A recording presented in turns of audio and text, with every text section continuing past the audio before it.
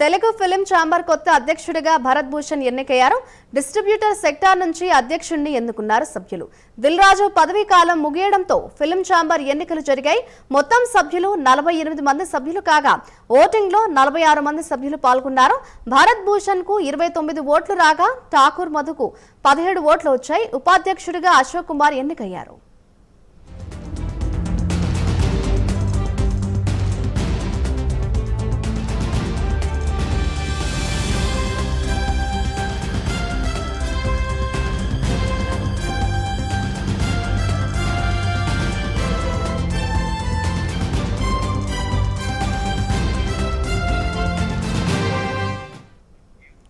Telugu film chamber కొత్త అధ్యక్షుడిగా భరత్ భూషణ్ ఎన్నికయ్యారు. దానికి సంబంధించిన బ్రేకింగ్ న్యూస్ చూస్తున్నాం.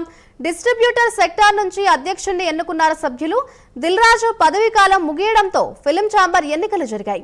మొత్తం సభ్యులు 48 కాగా ఓటింగ్ లో 46 మంది సభ్యులు పాల్గొన్నారు.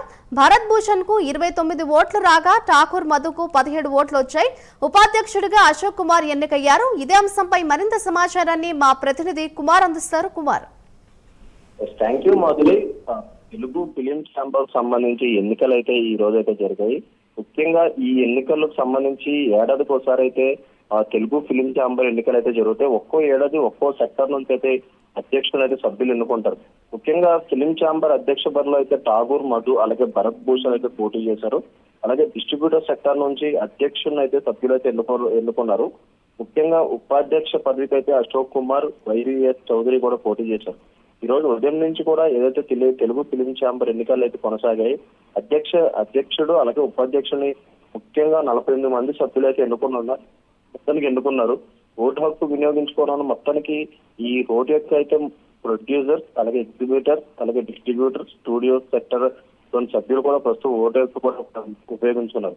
ముఖ్యంగా ఈ ఎన్నికల్లోనే 25 ఓట్ల మెజారిటీ ఎవరికి వస్తే వారే తెలుగు ఫిలిం ఛాంబర్ అధ్యక్షుడిగా అయితే ఉంటారు. ముఖ్యంగా గతంలో దిల్ రాజు అయితే ఎన్నుకోబడగా దిల్ రాజు పదవీ కాలం ముగియడంతో ప్రస్తుతం ఫిలిం ఛాంబర్ ఎన్నికలు అయితే కొనసాగాయి. ముఖ్యంగా ఈ తెలుగు ఫిలిం ఛాంబర్ ఎన్నికల్లో మొత్తానికి కొత్త అధ్యక్షుడిగా అయితే భరత్ భూషణ్ ఎన్నికయ్యారు.